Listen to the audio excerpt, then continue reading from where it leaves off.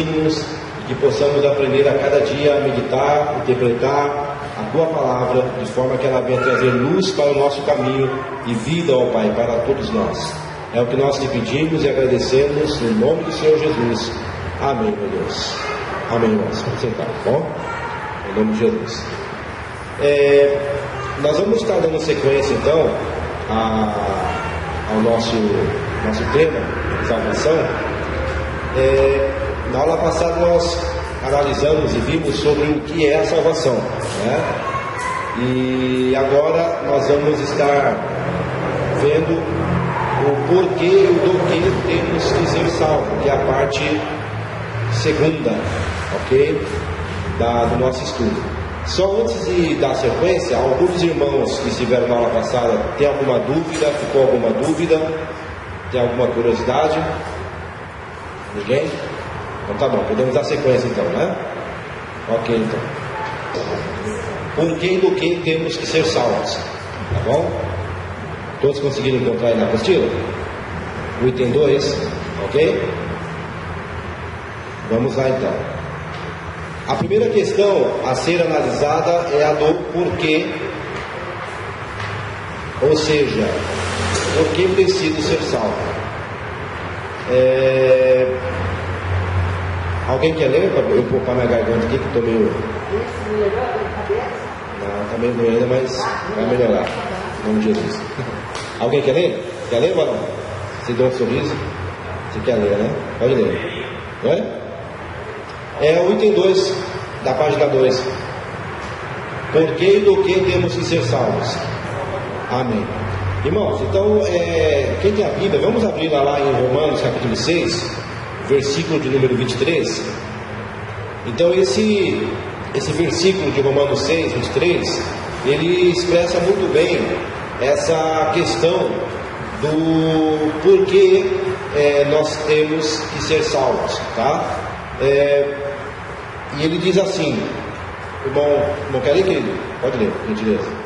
Porque o salário do pecado é a morte, mas o dom gratuito de Deus é a vida eterna por Cristo Jesus, nosso Senhor. Ok, então aí o texto ele fala que o salário do pecado ele é o quê? A morte, tá? Então automaticamente, quando nós falamos do ser humano, nós estamos falando de alguém que trouxe na sua natureza o pecado e a iniquidade. Quando nós falamos a questão do pecado e a iniquidade na natureza do ser humano, nós estamos falando isso desde o princípio, onde nós encontramos ali Adão e Eva, tá? Observe o seguinte, Deus ele vai e ele cria dois seres humanos na face da terra. Cria Adão, posteriormente ele vai e cria Eva. Quando Deus forma o homem ali no Jardim do Éden, o homem ele tem características peculiares à natureza humana, tá? E o que seriam essas questões peculiares à natureza humana?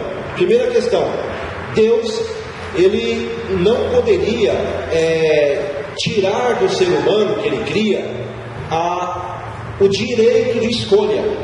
O ser humano, ao ser criado por Deus, a partir do momento em que Deus ele quer ter adoradores que o adoram em espírito e em verdade, não é isso que Jesus falou para a mulher samaritana? Porque a hora vem, já chegou, que os verdadeiros adoradores adorarão o Pai em espírito e em verdade. Então, ou seja, Deus, nos Salmos também ele fala que criou, o Deus que nos criou para o seu louvor, ou para que nós também dessemos louvor a Ele. Então, se nós resumíssemos tudo isso, nós vamos ter a seguinte ideia, que Deus ele forma o homem para que o homem dê a Ele louvor e adoração, para que o homem o sirva, para que o homem, como já disse, o adore, para que o homem o ame, para que o homem se dedique a Ele. Só que Deus, para que isso fosse algo que procedesse do amor do ser humano, isso deveria partir do quê? De livre e espontânea vontade. O ser humano não poderia ser programado automaticamente para fazer isso e nem obrigado a fazer isso, no sentido de ser uma marionete, de ser como se fosse um robô que você faz uma programação para que ele execute determinadas funções. Então, Deus, ao criar o ser humano, Deus coloca no ser humano coisas peculiares ao ser humano, que seria o quê? O homem, ele adquire intelecto, o homem, ele passa a ter vontade, o homem passa a ter desejos e emoções. Então isso distingue o ser humano de animais e de robôs, como nós conhecemos hoje. A partir do momento que Deus dá ao homem então o intelecto e a vontade, o intelecto e a vontade juntos vão formar um terceiro ingrediente, que é o quê? Que é o livre-arbítrio. Ou seja, automaticamente o ser humano, por ser um ser pensante, ele teria que ter a opção de escolha. Deus poderia dizer ao homem, mostrar ao homem o caminho que o homem deveria andar e as consequências de não andar naquele caminho. Mas Deus não pode obrigar o ser humano a andar por aquele caminho. O andar naquele caminho, ele é peculiar à vontade do ser humano. O ser humano escolhe andar ou não andar, crer ou não crer, seguir ou não seguir. E isso é chamado livre-arbítrio, que Deus concedeu ao homem. Ao conceder o livre-arbítrio ao homem, que é um ser pensante e é um ser que tem vontade, isso vai ter um efeito colateral. O efeito colateral disso é um efeito colateral esperado, é um efeito colateral que Deus sabe que teria. E qual que é o efeito colateral de você dar a uma pessoa o direito de escolha? O efeito colateral é o quê? É aquela pessoa poder de repente não escolher aquilo que você gostaria que ela escolhesse. É como um pai que tem um filho adolescente. Chega uma hora que ele vai ter que dar àquele filho a liberdade, vai ter que começar a confiar naquele filho e soltá-lo. Agora, o fato do pai confiar no filho e soltá-lo não quer dizer que aquele filho vai ter uma cabeça alinhada com o do pai e da mãe. Pode ser que sim, pode ser que não.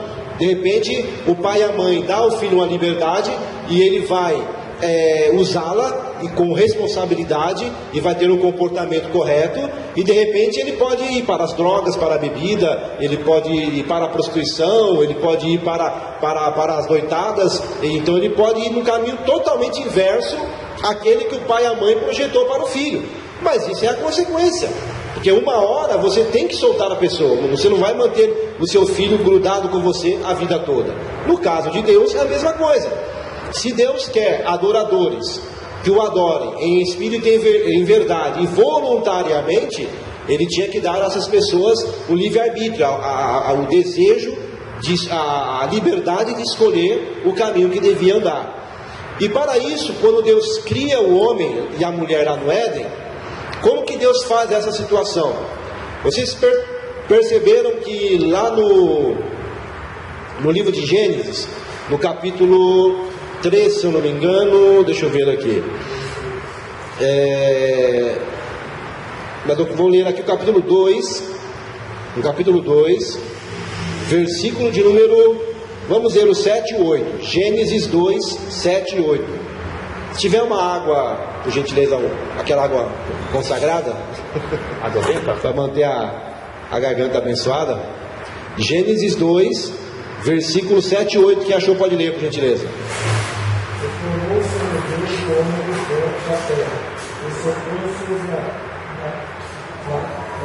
Narinas.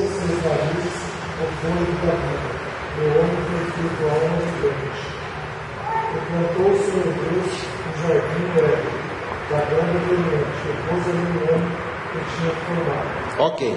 Então Deus criou o homem e a mulher. Lá no Éden, Deus plantou um jardim. O Éden seria a região, e naquela região Deus vai e planta um jardim. E naquele jardim que Deus plantou, o versículo 9 diz o quê? O Senhor Deus fez brotar da terra toda a água agradável à vista, é água da vida no meio do jardim. Ok. Pode ir, desculpa, pode continuar. Então observe bem, que Deus então no Éden plantou um jardim, e naquele jardim Deus fez que florescesse, que brotasse todo tipo de árvores frutíferas, ok? E fala o quê? Que no meio daquele jardim Deus fez que brotasse duas árvores, A árvore da ciência, a árvore da vida, no meio do jardim, e a árvore do conhecimento do bem e do mal. Aqui o texto está dizendo o seguinte, que as duas árvores estavam juntas. No mesmo local que estava a árvore da vida, estava também a árvore da ciência do bem e do mal. Deus colocou as duas, uma ao lado da outra. As duas estavam no meio do jardim. Então pergunta-se, mas por quê? Se a árvore da vida trazia vida ao corpo do homem, a imortalidade, e a da ciência do bem e do mal poderia destruí-lo, arruinar a sua vida espiritual, por que Deus colocou as duas árvores, uma ao lado da outra? Deus não poderia ter plantado a árvore da ciência do bem da vida no meio do jardim, e a da ciência do bem e do mal colocado lá na ribanceira, ou lá no abismo, ou que ele gastasse 40 dias subindo lá no Monte Everest, lá no topo, para que fosse um local inacessível ao homem, para que o homem não comesse aquele fruto. Por que Deus não fez isso? Justamente por quê? Porque ao dar ao homem o livre-arbítrio, eu só tenho livre-arbítrio quando eu posso escolher. Então eu tenho que ter dois ingredientes para ter o livre-arbítrio. Eu tenho que ter o bem e eu tenho que ter o mal. Eu tenho que ter a santidade e o pecado, a fé e a incredulidade. Se me for apresentado só um dos ingredientes, então eu não tenho liberdade de escolha. Como que eu vou escolher algo que só tem uma opção? Não. Então Deus ele tinha que me dar duas opções para que ele pudesse exercer ali o seu livre-arbítrio. Passou ele o dedo ou foi missão minha? Então foi o braço. Esse fato de as duas árvores estarem acessíveis ao homem tem a ver também com a justiça de Deus, até com o adversário? Porque o adversário existia, né? Então Deus estava dando a opção do homem ter acesso de modo fácil, tanto ao bem quanto ao mal. Seria uma coisa... Olha, eu vejo da seguinte forma. Eu vejo mais assim. O homem, se nós formos ler aqui o texto, diz o seguinte, que uma coisa que a gente às vezes não percebe é o seguinte: Adão e Eva, antes de comerem do fruto da ciência do bem e do mal, eles eram imortais, não eram? Era imortal.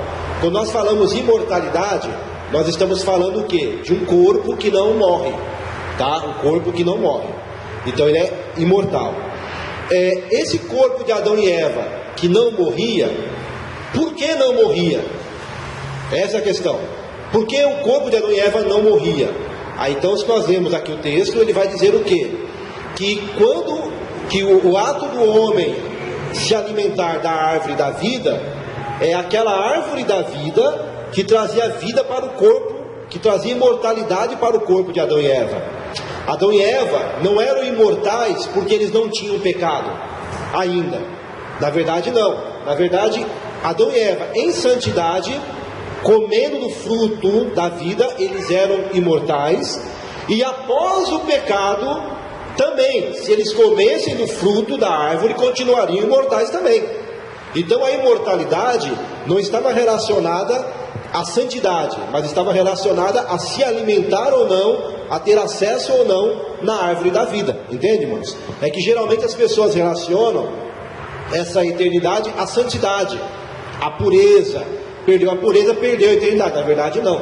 Na verdade, eles perderam a imortalidade porque lhes foi vedada o direito de comer da árvore da vida. E como que Deus vedou isso? Os irmãos lembram? Ele fez o quê?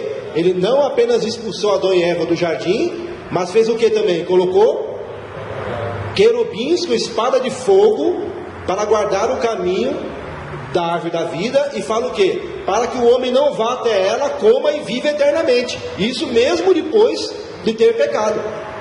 Vocês lembram disso? Tá? Então, ou seja, o acesso à árvore da vida era independente da condição espiritual. O homem seria eterno, santidade ou em pecado. Ok. Sendo assim, o homem teria, a Bíblia não nos dá um detalhe, ele teria que ter acesso a essa árvore da vida. A Bíblia não nos fala, mas qual é o período que ele teria que ter para se alimentar da árvore da vida? Ele teria que ir lá uma vez por semana? Ele teria que ser uma vez por mês? Uma vez por ano? De 10 em 10 anos? Uma vez na vida só, como é aquele fruto já era suficiente? A Escritura não fala sobre essa questão do período que ele teria que se alimentar da árvore da vida. Então somente diz que ele tinha que se alimentar para que pudesse ser imortal. Sendo assim, respondendo a pergunta do pastor, ao o ato de se alimentar da árvore da vida era obrigatório para o homem ser imortal. Então toda vez que o homem fosse se alimentar da árvore da vida, o que ele ia topar no meio do caminho dele? Quando o homem, obrigatoriamente, ele tinha que ir para se alimentar da árvore da vida. A Bíblia não fala o período, mas ele tinha que ir. E quando ele ia se alimentar da árvore da vida, o que ele encontrava do lado dela? A árvore do conhecimento do bem e do mal. A árvore da vida ele tinha que se alimentar. A do conhecimento do bem e do mal ele não podia se alimentar. Então nisso, veja, pastor, o seguinte: Deus dando ao homem justamente essa questão, a questão da opção de escolha. Se essa árvore estivesse escondida numa ribanceira, o homem não teria opção, porque não haveria, ela não se constituiria em um meio de provação. Mas ao colocar a árvore do lado de uma que o homem tinha que ir, então automaticamente Deus coloca em prova a fidelidade do homem em teste. Não vamos dizer, então Deus criou uma tentação ao homem. Não, Ele não criou uma tentação ao homem, mas Ele dá ao homem a opção de escolher entre o bem e entre o mal, tá? Não sei se eu respondi a pergunta, tá? Então, ou seja, aí a outra questão que eu quero dizer aos irmãos. Então, tudo bem, o homem ele tinha que se alimentar daquela árvore. Uma outra questão é o seguinte, irmãos: o homem ele passou a pecar somente quando ele se alimentou da árvore, ou antes ou depois. O que os irmãos acham? Como que os irmãos veem isso? Que a Bíblia fala assim, Paulo fala em Romanos, que por um homem entrou o pecado no mundo, né? E pelo pecado a morte passou a todos os homens, por isso todos os homens pecaram. Paulo fala isso em Romanos. Então, no momento em que o homem, Adão e Eva, eles comem do fruto, nesse momento Paulo fala que o pecado ele entra no mundo e passa e todos morrem, tal. Agora a questão é essa: o homem e a mulher, eles pecam. O primeiro pecado de Adão e Eva foi quando eles comem do fruto, ou os irmãos conseguem ver um pouco diferente essa situação? Não sei se deu para entender a pergunta. Acho que eles iam pecando antes. O pastor acha que é antes. Como os irmãos veem isso? Não sei se a pergunta foi clara. O que eu quero dizer com isso? Tá? Que geralmente as pessoas pensam o quê? Que no ato que Eva come do fruto, e Eva chama o homem, dá ao homem também do fruto, e o homem come, ligado essa ação ao texto de Paulo, que fala que o pecado entrou no mundo por um homem, pelo homem passou por todos os homens e todos pecaram. Então as pessoas têm a entender o quê? Que naquele momento é que o pecado existiu no ser humano, que naquele momento que o homem ele realmente passa a ser, como nós falamos, passa a ser um pecador, tá? Só que os irmãos vão observar o seguinte, que na realidade aquele ato de comer do fruto, ele foi muito mais uma consumação do pecado, a consumação do pecado, do que o início dele, tá? Porque qual é a diferença que tem da consumação do pecado e do início do pecado, tá? Eu vou citar aqui para os irmãos um exemplo. Digamos que tenha uma pessoa que ela teve problemas com alcoolismo, e de repente ele vai e ele para no boteco e toma lá um golão de cachaça e se embriaga e fica bebinho. Ok, esse ato a pessoa pecou, não pecou? Ele se embriagou e pecou, ok. Mas a questão é o seguinte: quando ele pega aquele litro de cachaça e toma todo aquele litro, aquilo ali é o momento em que ele consuma o pecado dele. Mas houve um momento anterior a este, que o quê? Que aquela pessoa estava, vamos supor, na sua residência, e que o desejo de beber começou a brotar no seu coração, que ele começou a salivar e desejar no seu coração a cachaça, e que ele começou a maquinar: vou para o boteco ou não vou para o boteco, entendeu? Então até nesse momento aí, aonde um desejo é criado, e aonde a pessoa está pensando, vou ou não vou, até então, a pessoa não pecou ainda. Por quê? Porque isso ainda é uma tentação. A tentação não é pecado. A tentação é o quê? São os desejos que são aflorados e você vai lutar contra aquilo ou não. Agora, ele na sua casa, no seu sofá, no momento em que ele pensou assim, olha, quer saber de uma coisa? Eu vou lá mesmo beber e vou encher a cara mesmo e não estou nem aí. E levantou-se e foi em direção ao bar, aí sim. Naquele momento em que ele decidiu que vou beber, e foi, naquele momento que ele disse vou beber, naquele momento ali ele já pecou. Ele não bebeu ainda, ele não saiu de casa ainda, ele não chegou no boteco ainda, mas naquele momento em que ele propôs o seu coração, a convicção de que ele iria fazer aquilo, naquele momento no seu coração já pecou. Só que até sair da casa dele, pegar um busão, descer, entrar no bar e tomar um litro de cachaça, então isso aí foi apenas uma decorrência entre o ato que ele pecou no coração até chegar no boteco e encher a cara de cachaça no boteco. Entenderam a diferença?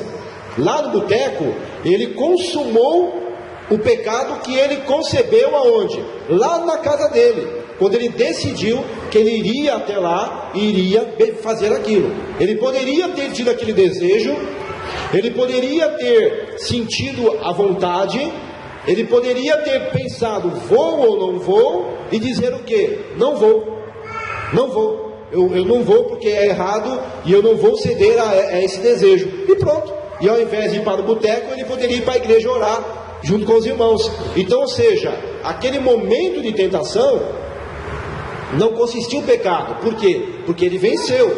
Agora, quando ele cedeu, então aí foi. No caso de Adão e Eva, nós temos a mesma coisa. Quando Adão e Eva, ou Eva e Adão, eles comem do fruto, eles estão consumando um ato de pecado. E quando que esse ato de pecado foi concebido, foi gerado dentro deles? Lá no momento em que a serpente fala para Eva que ela poderia ir e comer, e ela decidiu ir comer. Viu que, aqui no capítulo 3, né? Quiserem abrir lá, capítulo 3, o versículo 4 em diante.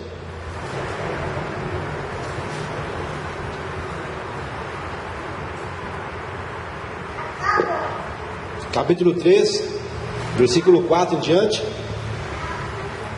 Quem quiser ler, pode ler.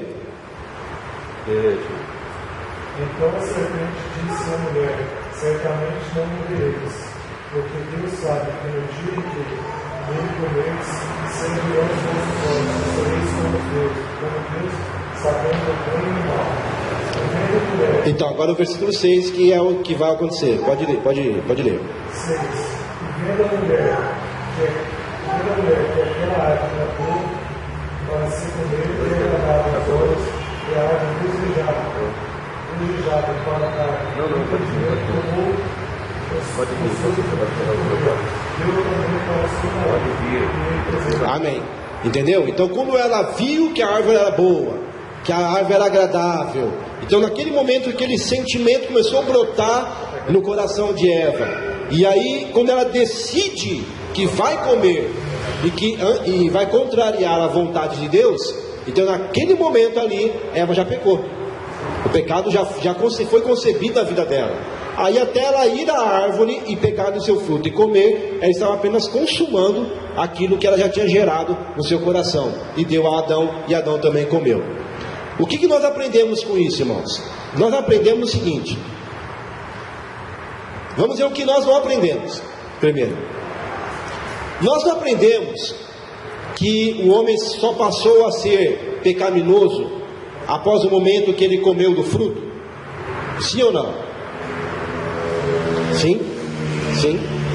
Então, ou seja, depois que o homem e a mulher comem do fruto, eles passam então a ser pecaminosos. Ok. Mas você está vendo aqui que antes de comer do fruto, já havia o pecado neles. Por que então? O que significa? Que o pecado, meus irmãos, na verdade, ele é o que? Ele é, como eu falei a vocês, ele é o efeito colateral do livre-arbítrio e da vontade do ser humano. Então todo ser que é pensante e todo ser que tem livre-arbítrio que geralmente o ser pensante vai ter o livre-arbítrio. Então, o efeito colateral é isso, é quando a pessoa decide ir contra a vontade de Deus. Então, Adão e Eva, eles não eram perfeitos, eles não foram criados por Deus numa perfeição de santidade, como muitas pessoas pensam, ou seja, que Adão e Eva, antes de comerem do fruto, eram impecáveis, né? Que não havia pecado nele, nem possibilidade de pecar. Mas depois que eles comem do fruto, aí sim que eles se tornam pecáveis. Na verdade não, vocês estão vendo que antes de comer do fruto, já houve o pecado na vida deles. Ou seja, por quê? Porque o pecado não é inerente ao comer da árvore do conhecimento do bem e do mal. A árvore do conhecimento do bem e do mal, ela potencializou. Tanto é que fala o que na sequência do que o irmão leu, fala que os olhos deles foram abertos e passaram aonde nós vemos a consequência depois que a humanidade chegou a tamanha maldade que o Senhor Deus teve que mandar o dilúvio e destruir as pessoas da face da terra. Tá certo? Pode falar, pastor. Lido, a expressão que no momento deles terem comido foram abertos os vossos sentidos deles e eles conheciam o bem e o mal. Então isso não sugere que antes, sem conhecer o bem e o mal, logo não haveria pecado? Seria isso? Então, essa que é a questão. Que quando ele coloca essa frase, sereis como Deus, conhecendo o bem e o mal, nós vamos ver o quê? Que se você for ler aqui o texto, você vai ver o seguinte, ó, no capítulo 3, né, o versículo 7. Abriram-se então os olhos de ambos, tá certo? Abriram-se os olhos de ambos. Quando os olhos de ambos se abriram, eles tiveram uma percepção de algo. E qual foi essa percepção que eles tiveram? Que estavam nus. Não houve uma percepção, eles eram mentirosos, eles eram arrogantes, eles eram soberbos, não. Eles perceberam o quê? Que eles estavam nus e se esconderam. Então você observa que houve aqui um início de um sentimento de vergonha e de malícia carnal que eles não tinham anteriormente. Anteriormente eles estavam nus, mas não se envergonhavam. Agora aqui estavam nus e se envergonhavam. É mais ou menos, para poder explicar, é mais ou menos assim, ó. Pode falar, pastor. Estavam deixando a era da inocência para entrar na consciência. Isso, mas só que a inocência, não vamos entender a inocência como impecabilidade, né? Eles tinham uma certa inocência, mas eles poderiam pecar, tanto é que pecaram, né? Comendo do fruto. É mais ou menos assim, para que os irmãos possam entender. Imagina uma criancinha, a filha do irmão, da irmã, tá? A minha neta, por exemplo.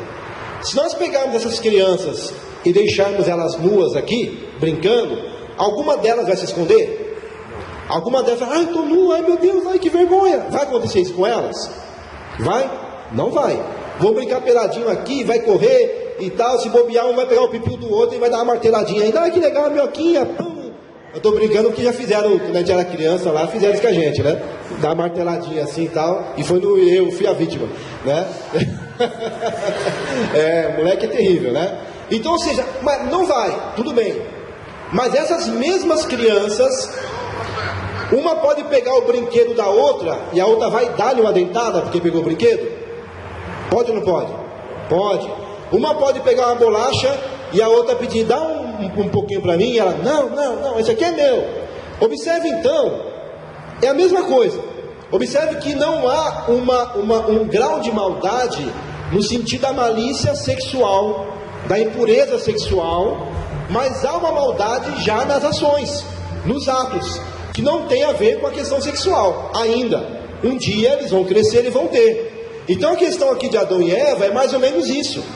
E os olhos, pode observar que o texto aqui, se nós formos ler na sequência, sempre ele vai enfatizar isso, que viram que estavam nus, tanto é que cozeram roupas com a folha, Aí depois Deus foi e fez vestimentas e colocou neles.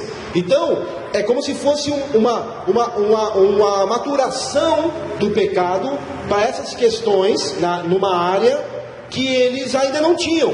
Mas isso não quer dizer que eles não tinham a maldade em outras áreas. Tanto é que essa maldade na outra área foi o que levou Eva e Adão a comerem do fruto da árvore da ciência do bem e do mal. Repito, o melhor exemplo é uma criança. Nua, ela não tem nenhum problema, mas ela vai morder um amiguinho porque pegou o carrinho, ela vai ser egoísta, não vai querer dar a bolacha, ela vai ser vingativa, puxou meu cabelo, puxa o seu também. E isso com quantos anos? 1 aninho e meio, 2 aninhos, tá certo? Então existe um instinto de maldade, mas só que não existe uma maturação do pecado como de um adulto. Mas isso vai evoluir e vai chegar lá. Não sei se respondi. Tá ok? Então, por que, irmãos, eu estou dizendo isso a vocês? Porque a concepção que as pessoas têm é essa, que Deus ele cria Adão e Eva perfeitos, sem a mínima possibilidade de pecado. E se Deus criou Adão e Eva perfeitos, sem a mínima possibilidade de pecado, como que eles pecaram então? Entendeu? Então como que pecaram se não tinha neles a possibilidade de pecar? Né? Então é contraditória a informação, mas na verdade é isso. Eles tiveram sim uma potencialização do pecado, eles tiveram um conhecimento. Quando eles comem do fruto, os seus olhos se abrem, eles começam a ter uma percepção evoluída do pecado, que eles não tinham até então, mas eles tinham. Tanto tinha que Eva, de livre e espontânea vontade, desobedeceu à vontade de Deus, ouviu o que a serpente falou, foi lá e comeu do fruto. Isso não é uma desobediência? Isso não é uma rebeldia? Não é isso? E ela foi rebelde, ela foi desobediente, mas ela não tinha percepção que estava nua. Mas depois ela veio a ter, tá? Então eu creio que isso explica o quê? Que o ser humano sempre precisou da graça e da misericórdia do Senhor. Ele sempre foi carente e necessitado de Deus prover a ele um meio para que ele pudesse ser salvo.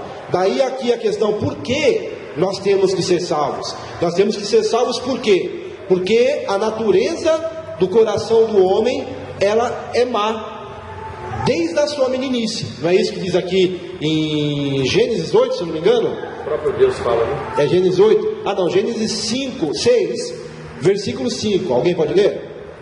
Gênesis 6, versículo 5.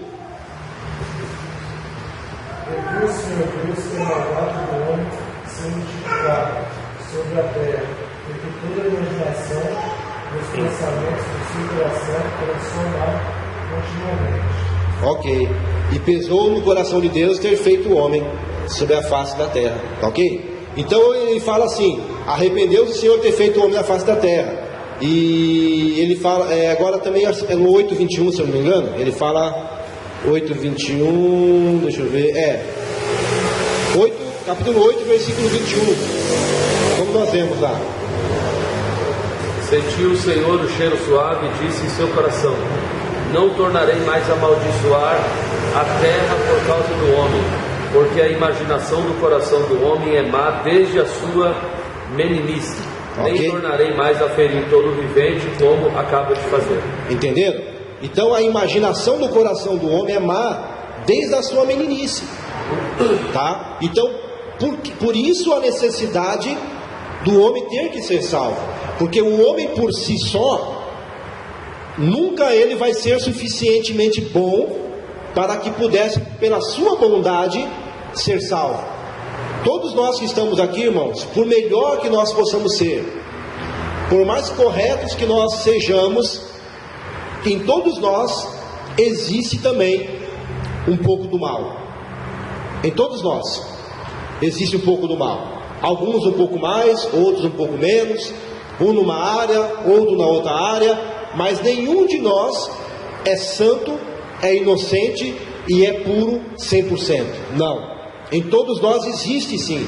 Por quê? Porque essa essência do mal, quando eu falo mal, estou dizendo diabo, mal da humanidade, tá? Faz parte da estrutura do homem. Então o homem, por isso que o homem precisa da graça e da misericórdia.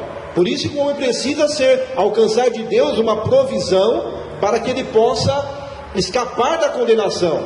Porque se Deus, irmãos, ele condenasse todos nós ao inferno, isso seria justo. Ainda hoje, do jeito que nós estamos aqui, se Deus olhasse para nós e falasse, ó, vocês vão tudo para o inferno, entendeu?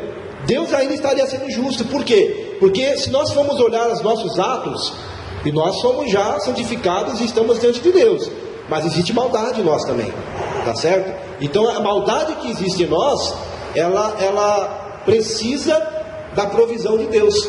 Então o ser humano precisa ser salvo por isso, porque não há homem na terra justo o suficiente para que pela sua justiça ele possa ser salvo.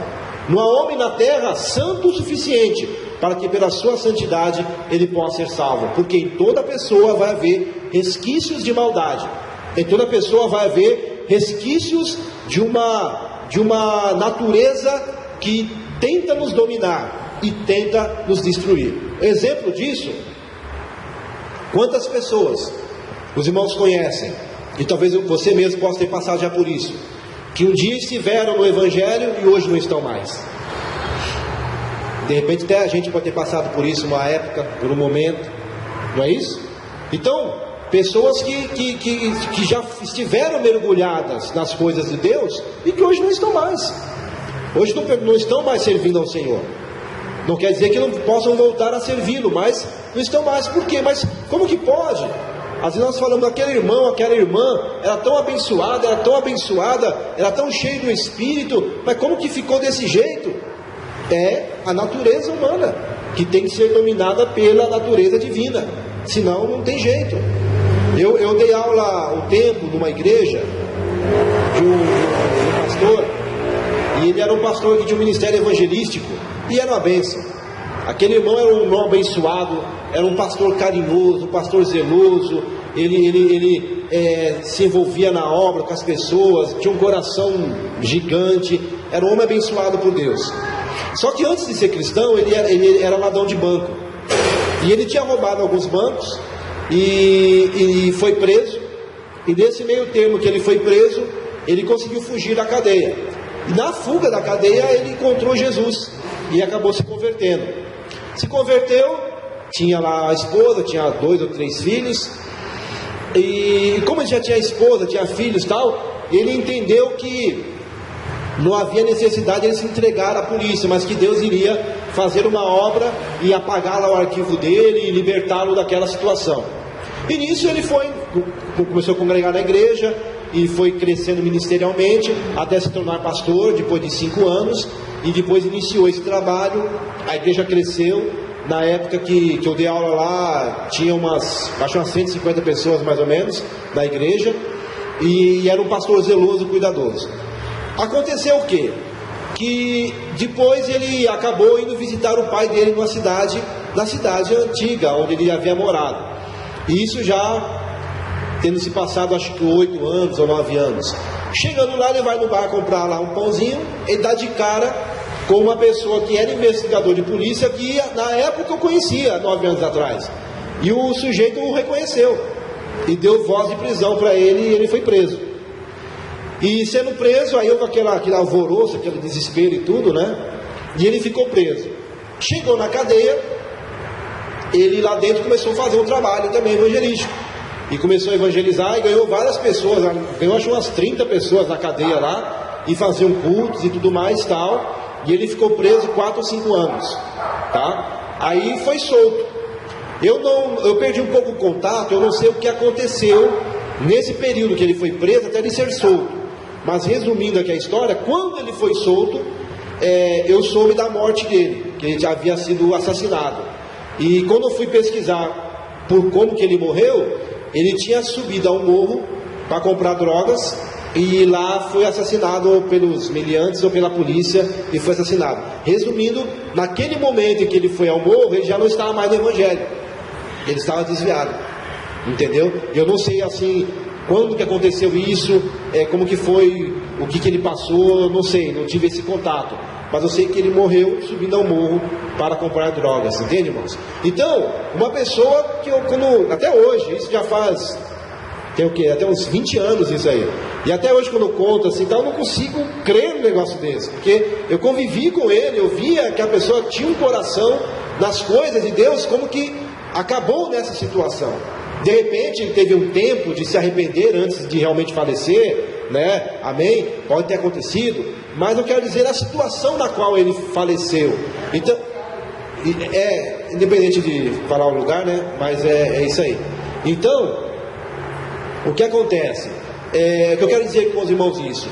Essa situação, que por mais que a pessoa seja santa, por mais que ele busque ao Senhor, por mais que ele esteja ante Deus, se ele der uma bobeada, se ele der uma vacilada, ele descamba. Descamba feio. Por isso que o Senhor fala: vigiai e orai, para que não entreis em tentação. Porque o espírito ele está pronto, mas a carne é fraca. Então daí a necessidade da busca das coisas do Senhor, constantemente do cuidado. Por quê, irmãos? Para a pessoa estar de pé diante de Deus um dia e no chão no outro, é um pulo. É um pulo, é vacilar, toma o rodo. Compreende? Rodo é rasteira, né? E por quê? Porque o inimigo, diz a Escritura, que ele está o quê? Como um leão, rugindo, Pedro fala isso, buscando a quem ele possa tragar. Então ele está ali esperando a primeira brecha que tiver e derruba. Entende? E isso não tem super crente. Não existe super crente. Quando eu era mais novo na fé, eu achava que existia super crente. Eu achava que os grandes homens de Deus, quando a gente fala grande, aquelas pessoas que estavam em evidência, aquelas pessoas que arrastavam multidões, que eram pessoas inderrubáveis. Eu, não, o nome desse aí só falta ser levado para o céu. E depois de um tempo você via que não era aquilo, que às vezes aquele homem ali, ele estava mais debilitado do que aquelas pessoas a quais ele estava socorrendo. E aí, com o passar do tempo, nós vamos amadurecendo e vamos percebendo isso, que todos nós somos frágeis e precisamos e necessitamos dessa graça de Deus sobre nossa vida. Então, por que eu tenho que ser salvo? Eu tenho que ser salvo por isso, porque a minha natureza é má. A minha natureza, ela é humana, ela é perversa. A natureza humana, ela tem prazer naquilo que é contrário à vontade de Deus. E eu preciso ter de Deus os ingredientes para que eu possa vencer isso. Paulo fala isso, né? Romanos capítulo 7. Vamos abrir lá? Romanos 7.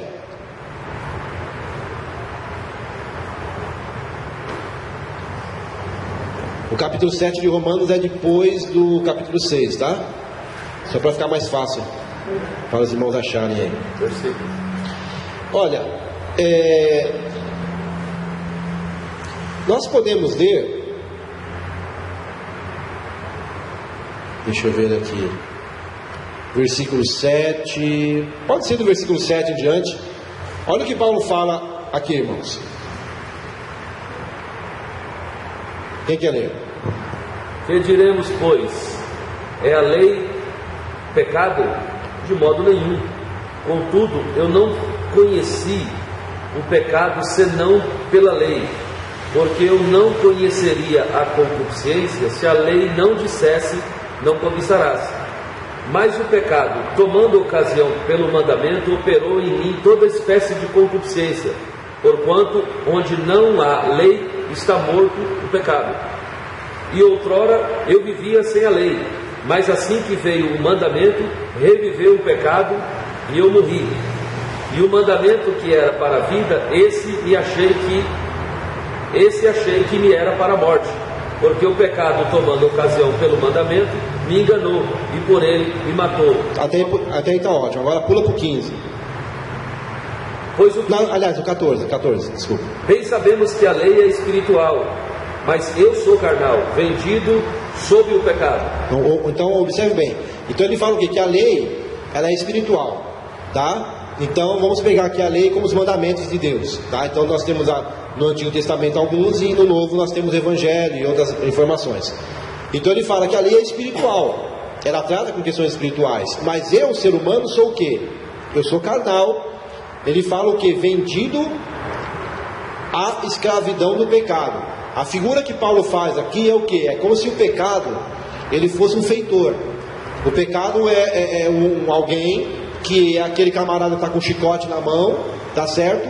E eu sou aquela pessoa que posso ser escravo dele, onde ele vai me chicotear, onde ele vai judiar de mim, tá certo? Então eu estou como que ele é o meu Senhor, tá? Isso no sentido do homem carnal, tá certo? E aí ele continua. 15, né?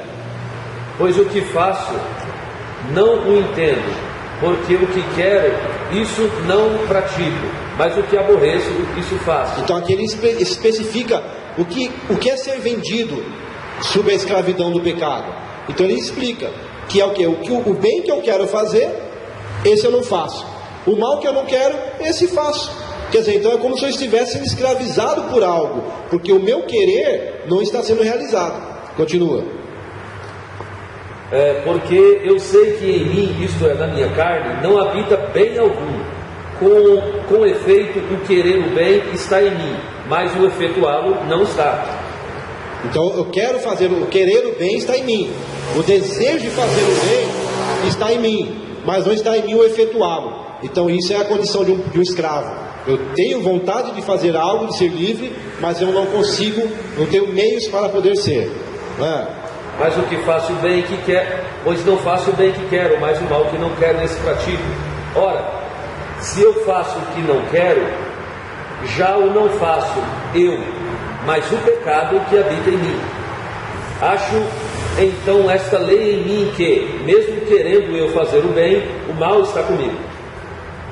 Porque segundo o homem interior, tenho prazer na lei de Deus, mas vejo nos meus membros outra lei guerreando contra a lei do meu entendimento e me levando cativo à lei do pecado que está nos meus membros. Quando ele fala membros, ele enfatiza membros. Membros, ele quer dizer o que? A carne, né? Então na minha carne, tá? É como se fosse um sinônimo disso. Sim, continua. Miserável homem que eu sou, quem me livrará do corpo dessa morte? Ok? Então observe, ele fala corpo, o corpo desta morte, ou o corpo que me traz morte. Então Paulo está especificando justamente isso, que essa lei, essa guerra, essa peleja, todos vão passar, todos vão ter em sua existência, em sua vida. Porém, ela pode ser mais intensa ou menos intensa, dependendo do que. Aí ele fala aqui no 25, a graça do Senhor Jesus Cristo, mas graças a Deus por Jesus Cristo nosso Senhor, de maneira que de mim mesmo, com a mente, sou escravo da lei de Deus, mas segundo a carne, da lei do pecado. Mas aí no capítulo 8, versículo 1 e 2, como ele diz? Pode ler. Portanto, agora, nenhuma condenação há para os que estão em Cristo Jesus, que não andam segundo a carne, mas segundo o Espírito, porque a lei do Espírito da vida, em Cristo Jesus, te livrou da lei do pecado e da morte. Então, ou seja, então você observa que tanto um homem que está no mundo, como o cristão que está na igreja, todos eles têm a limitação da carne. Todos eles têm desejos que militam, têm vontades que lutam na sua vida. A diferença vai ser qual? Que aquele que não tem a Cristo, ele pode até desejar fazer o bem, mas não tem o poder de fazê-lo. Agora, aquele que está no Evangelho, Jesus lhe concede o Espírito Santo, dando a essa pessoa o quê? A possibilidade de vencer essa escravidão do pecado. Então, ou seja, ainda que eu encontre nos meus membros essa lei que luta contra a lei da minha mente para servir a Deus, eu tenho o Espírito de Deus que vai me dar condições de lutar contra a lei do pecado e da morte, trazendo então a mim a vida. Entende, irmãos? Então aí é a questão de por que eu tenho que ser salvo. Por isso, porque eu preciso o plano de salvação de Deus, incluindo a purificação dos pecados, incluindo o derramar do Espírito, todo um projeto de Deus, para que eu possa, mesmo tendo um corpo que tem natureza pecaminosa, mesmo vivendo em um mundo sujo e imundo, eu possa ter em mim o Espírito de Deus, que me dá a condição de enfrentar esse mundo e vencê-lo, pelo poder do Evangelho, pelo poder do Espírito, pelo poder da graça e da vontade de Deus sobre a minha vida. Amém? Tem alguma dúvida? Pastor? Não? Amém? Então nós vamos parar por aqui. E se os irmãos depois tiverem alguma dúvida, a gente responde. Aí na aula que vem nós começaremos na parte B, que é a questão do que nós temos que ser salvos, ok? Então hoje, como o nosso tempo foi meio curto, então não abordei o tema inteiro, eu dividi em 2.